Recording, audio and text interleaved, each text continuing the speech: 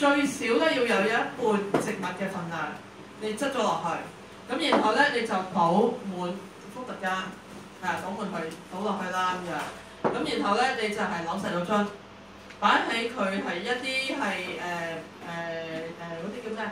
唔會有陽光直曬嘅地方，係啦，咁你就漚佢最少3個禮拜。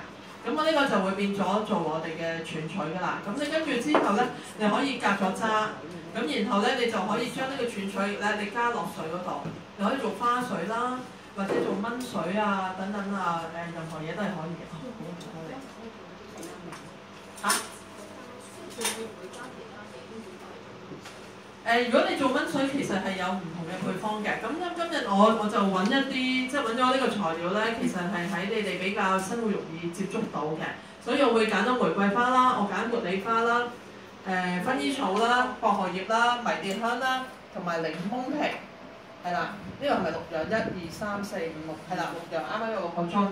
咁就可以愛嚟做呢個全取液先咯，係單一嘅全取液嘅。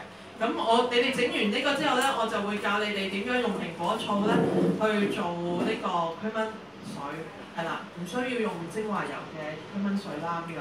咁再有剩嘅材料咧，就可以做，你見到咪都會有啲好靚嘅布嘅，係咪？我都喺隔離攞嘅啫，係啊。咁你就可以愛嚟做一個香草包咯。咁你可以係加香薰油或者唔加香薰油都得。